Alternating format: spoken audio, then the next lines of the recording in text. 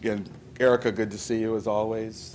Carl, thanks for putting this together for this conversation on this very serious time that the nation and the state and many communities are positions they're in.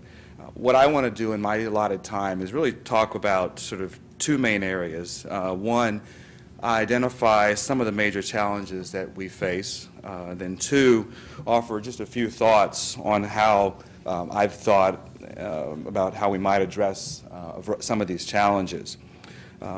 What are some of the challenges? Well, I think many of you know I ended up working on the transition team at the Department of Labor when the new president was sworn in and took office, before he took office.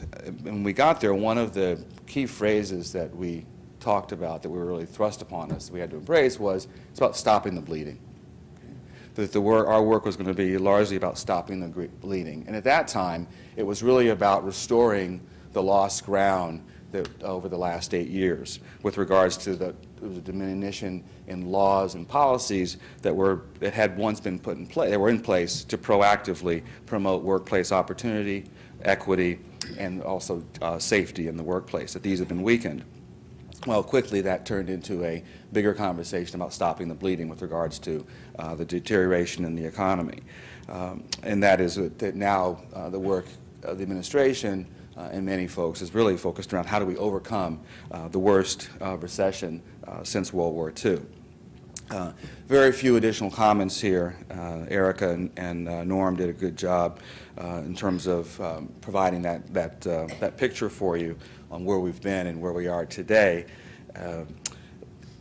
But I will share with you some comments, some work that I've done on New Jersey that they're going to be consistent with what we're seeing at the national level. That number one, just to talk about some of the disparate impacts, yes, at the national level, we have seen that African Americans and the minorities have, particularly African American men, have borne a major brunt of the recession. Well, at the state level, you don't get racial unemployment data, at least monthly and also annually.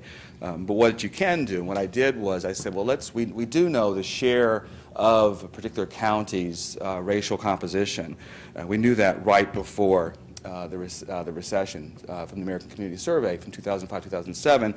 And so what I did was I linked that up with what happened with unemployment rates in those counties at the levels and also the changes. And what again, it's going to confirm what you'd expect, but as you go up in terms of the size of the unemployment rate today and also the change during the recession, that communities of color have been more disparately impacted.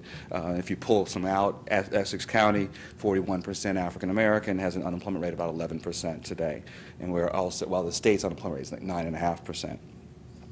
So again, if you apply that same logic that we typically see in the data, that minorities have unemployment rates that are about twice that of whites or the general population, 11% is obviously too low for what we're experiencing in Essex County or some other communities. Another area and to talk about at the New Jersey level, bringing it on down to communities. Norm talked a little bit about Essex County. I do a lot of work in Somerset County. In Somerset, I'm the chairman of the United Way board there. Actively involved in our work on community impact and addressing community needs.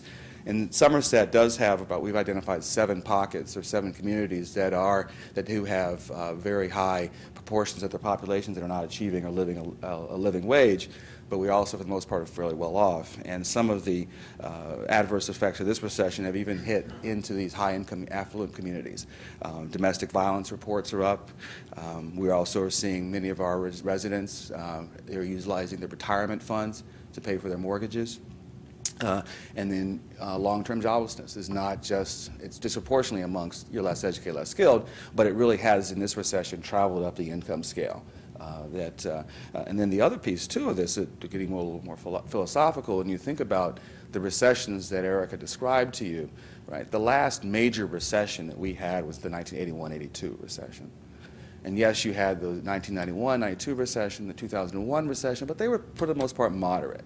Yes, wages have stagnated, incomes have stagnated over this period of time, but still, for the most part, I think you can make an argument that, for the last 20 to 30 years, prosperity has been, moderately pretty decent in the sense that there are jobs, and people know I'm more left-leaning, so this will, people like say, you sound like a Republican, Bill. But for the most part, jobs have been available, in quotes.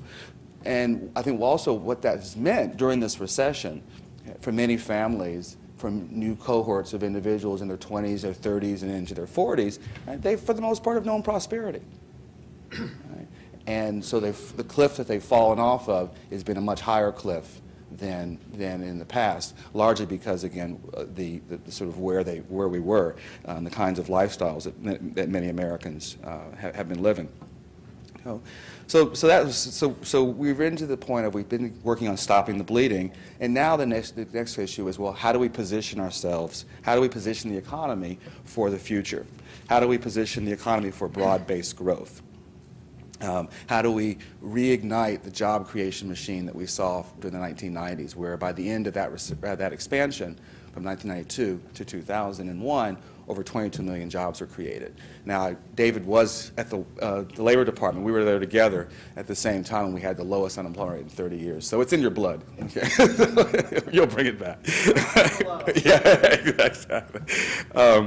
But again, though, we're right now in this phase. The last few recoveries, and particularly the recent recovery from 01 to 07, was this jobless recovery, extended jobless recovery. So it took us almost 24, 25 months before we began to see comprehensive or really broad-based job creation. So that's number one, is how do we position ourselves for broad-based economic growth with regards to job creation? Number two, from a worker's standpoint, how do we increase labor share? Labor's share is at a historical low in terms of what they're pulling out of the economic pie. And then the third piece, too, is how do we position ourselves to address the inequality, income inequality that has risen so dramatically since the mid-1970s. The mid-1990s, from 95 to 2000, you saw a bit of a break, but then it returned. The inequality growth has returned since 2001.